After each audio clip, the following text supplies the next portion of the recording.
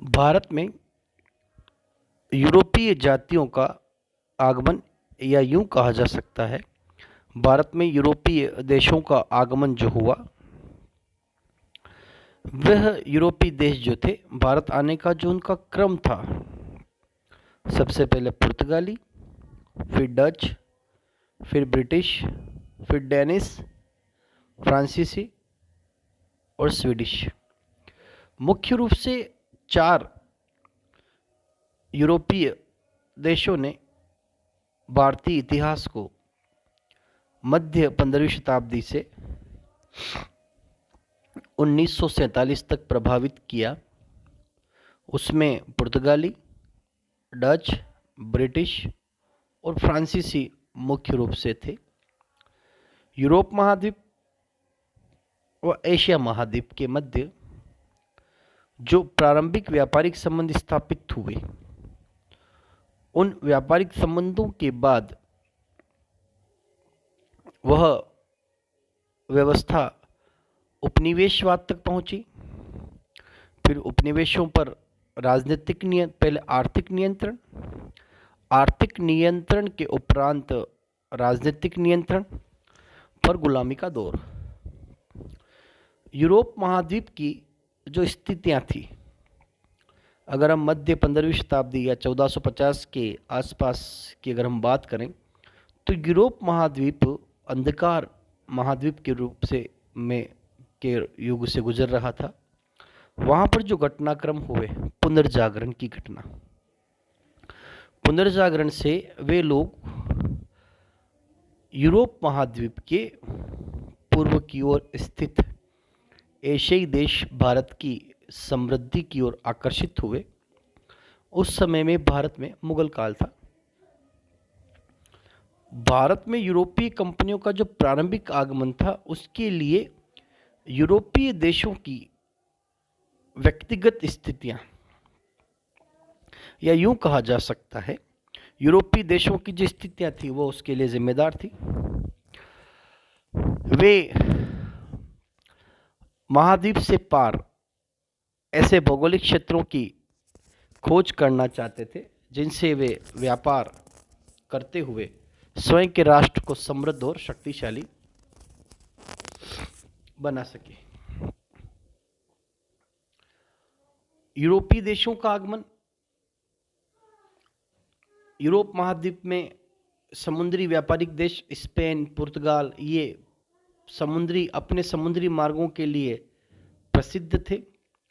परंतु पुनर्जागरण काल के साथ यूरोप महाद्वीप में परिवर्तन हुआ। नए समुद्री मार्गों की खोज की गई, नए व्यापारिक महाद्वीपों की खोज की गई। उसी क्रम में नए समुद्री मार्गों की खोज के साथ ही पुर्तगालियों द्वारा समुद्र मार्ग से भारत आना, जो भारत व यूरोप के मध्य नए समुद्री मार्ग को खोजने का काम पुर्तगाली नाविक वास्को डी गामा के द्वारा किया गया। और इसी क्रम में अन्य नए समुद्री मार्ग खोजे गए और उन नए समुद्री मार्गों के द्वारा भारत के साथ अफ्रीकी महाद्वीपों में यूरोपीय देशों ने अपनी व्यापारिक कंपनियों को स्थापित किया। यूरोपीय देशों का आगमन हुआ और वहां पर व्यापारिक नियंत्रण प्रारंभ हुए। भारत में यूरोपीय कंपनियों के आगमन के लिए यूरोप की परिस्थितियां जिम्मेदार थीं, और वे स्थितियां थी कि पुनर्जागरण के बाद आर्थिक आवश्यकताएं, और आर्थिक आवश्यकताओं की पूर्ति के लिए नए समुद्री मार्गों की खोज, नए व्यापारिक मार्गों की खोज और नवीन व्यापारिक तरीके, जिसमें उपनिवेशवाद मुख्य रूप से था, जिस विचारधारा ने मध्य 15वीं शताब्दी से पूरे विश्व को प्रभावित किया। वास्को डी गामा द्वारा भारत एवं यूरोप के बीच जो नए समुद्री मार्ग खोजे गए, उसके लिए यूरोप महाद्वीप की कुछ स्थितियां जिम्मेदार थी। जैसे धर्मयुद्ध या क्रूसेड के बाद कस्तूनिया यूरोप महाद्वीप का प्रवेश द्वार, वहां पर तुर्क और मंगोलों की संयुक्त सेना ने इस्लाम धर्म का प्रचार यूरोप महाद्वीप में करने के लिए यूरोप महाद्वीप के प्रसिद्ध प्रवेश द्वार कस्तूनिया, जो उस समय में इटली का अंग था, ईसाई राज्य, उस पर अधिकार किया और यहाँ से यूरोप महाद्वीप में ईसाई धर्म का प्रचार प्रसार प्रारंभ हुआ।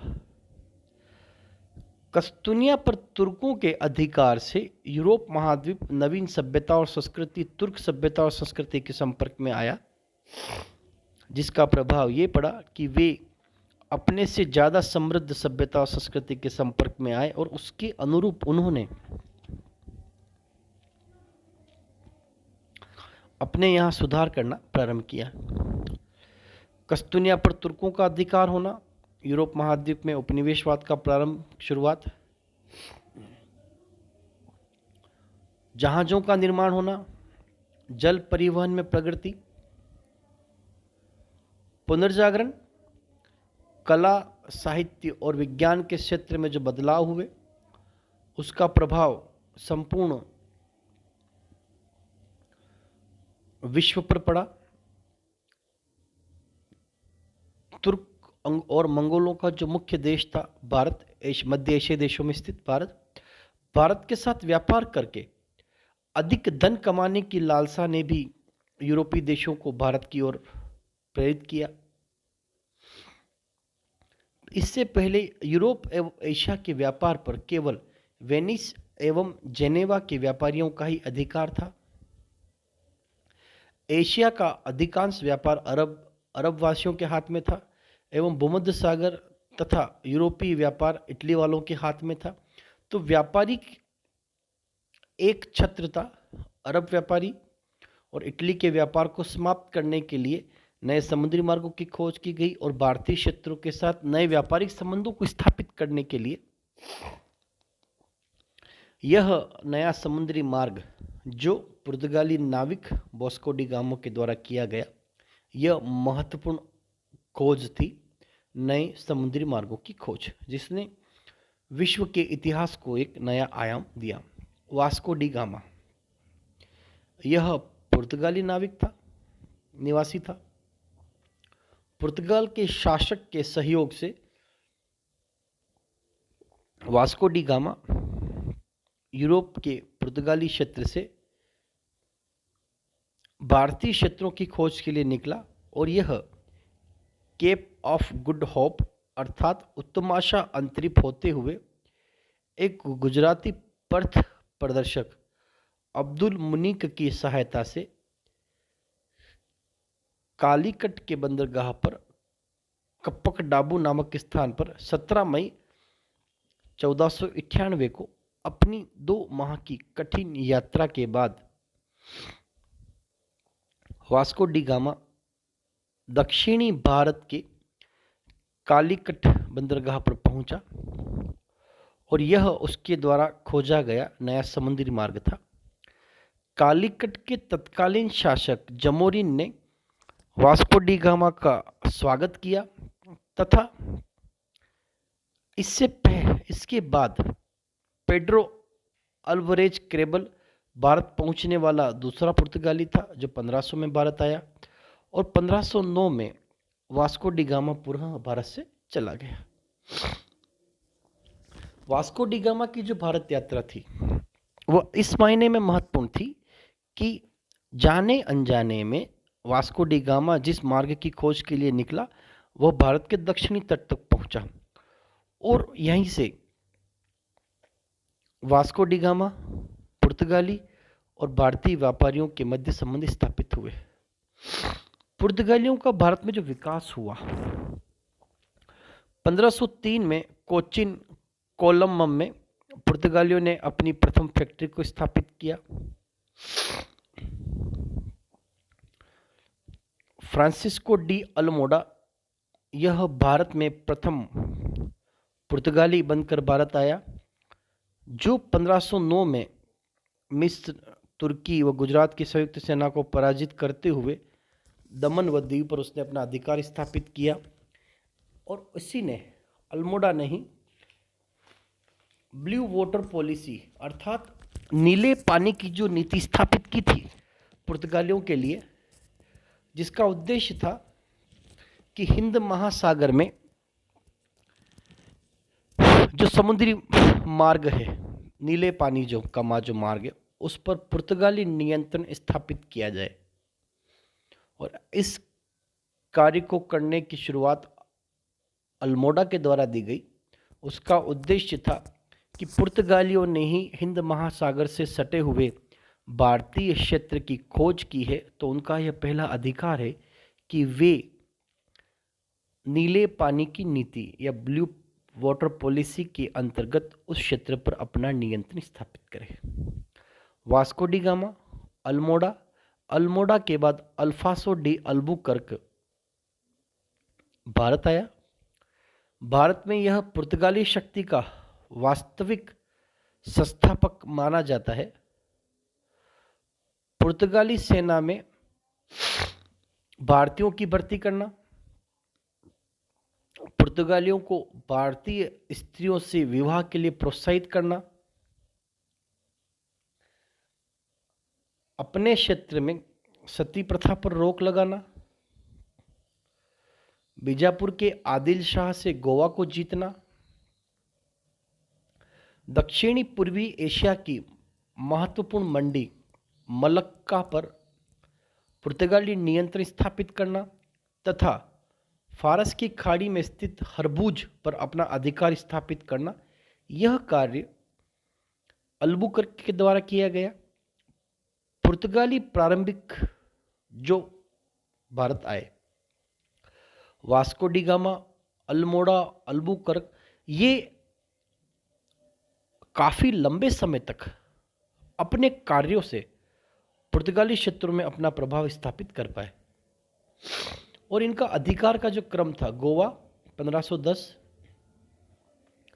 मलक्का 1511 और हरमुज 1515। इससे गोवा को राजनीतिक और सांस्कृतिक केंद्र के रूप में उभरा।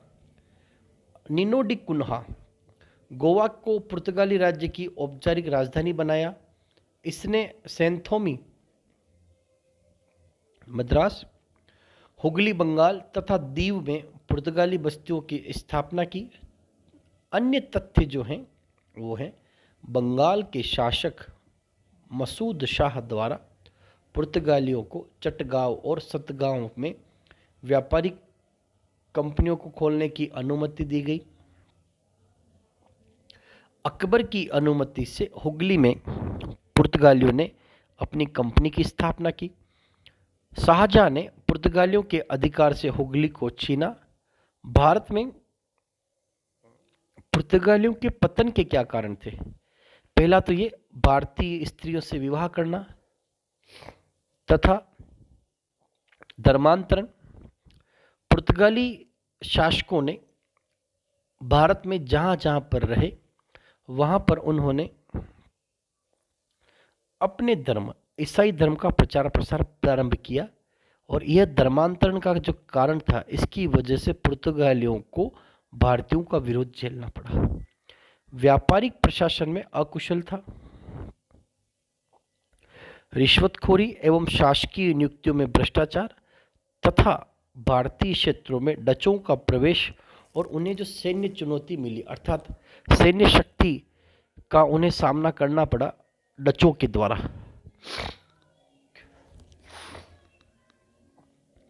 प्रारंभ में दक्षिण भारतीय क्षेत्रों पर पुर्तगालियों का प्रभाव रहा, पर जब अन्य यूरोपीय देश डच भारत आ चुके तो व्यापारिक हितों को लेकर के, दक्षिणी भारत पर नेतृत्व को लेकर के डचों और पुर्तगालियों के मध्य जो संघर्ष हुआ, उस संघर्ष की वजह से पुर्तगालियों को दक्षिणी भारत में डचों से संघर्ष करना पड़ा, जिसकी वजह से वे राजनीतिक और सैनिक दृष्टिकोण से पराजित होते जा रहे थे।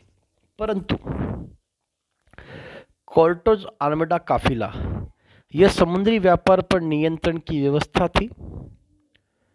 इसके अंतर्गत कोई भी भारतीय या अरबी जहाज बिना परमिट लिए अरब सागर में नहीं जा सकता था। इन जहाज़ों में काली मिर्च और गोला बारूद ले जाना निषेध था। कार्टज आर्मर्ड काफिला, यह जो व्यवस्था की गई थी यह अरबों के द्वारा की गई थी। इसके द्वारा उन वस्तुओं के व्यापार पर नियंत्रण रखा जाए जिन वस्तुओं से भारत में सर्वाधिक व्यापारिक सफलताएं प्राप्त हुआ जा रही थी। अगर हम बात करें कि यूरोपीय देशों में पुर्तगाल, जिसने भारत आने वाले नए समुद्री मार्ग की खोज की, वास्को डी गामा, और यूरोप महाद्वीप को एक नया मार्ग दिया कि भारत तक पहुंचने के लिए सबसे सुरक्षित मार्ग जो था वह समुद्री मार्ग था, और उसको यूरोप महाद्वीप को देने का कार्य वास्को डी गामा के द्वारा किया गया। परंतु उसके बाद धीरे धीरे भारतीय शत्रुओं के साथ व्यापार को लेकर के जो संघर्ष हुआ, उस संघर्ष में अन्य यूरोपीय देश भी सम्मिलित हुए, जैसे डच, ब्रिटिश, अंग्रेज, ब्रिटिश, फ्रांसीसी। इन देशों के मध्य भारतीय क्षेत्रों को लेकर के परस्पर प्रतिस्पर्धा हुई, और इन प्रतिस्पर्धा में जिसकी वजह से भारतीयों को यूरोपीय देशों के अधीन रहना पड़ा। पुर्तगालियों की भारत को जो देन की बात की जाती है, तो इसका तात्पर्य होता है भारत का जापान से व्यापार शुरू करने का श्रेय पुर्तगीजों को दिया जाता है। भारत में प्रिंटिंग प्रेस को लाना, भारत में तंबाकू की खेती का विकास करना, भारत में गोथिक स्थापत्य कला का आगमन, और विभिन्न प्रकार के फल जो मुख्य रूप से पुर्तगाली शासकों के द्वारा भारत लाए गए थे। इनसे यह पता लगता है कि पुर्तगालियों ने प्रारंभ में जब वे भारत आए तब उन्होंने धीरे धीरे भारतीय क्षेत्रों पर किस तरीके से अपने नियंत्रण को स्थापित किया, और यूरोप महाद्वीप की जो आर्थिक आवश्यकता थी, नए समुद्री मार्गों की खोज, नवीन व्यापारिक केंद्रों को स्थापित करना, उस कार्य को मूल रूप से करने का जो प्रयास किया गया वो पुर्तगालियों की देन थी। परंतु अगर हम बात करते हैं कि वे कौन सी व्यवस्थाएं थी जिसकी वजह से यूरोप महाद्वीप में भारतीय क्षेत्रों को अपने नियंत्रण में लिया गया, और समय समय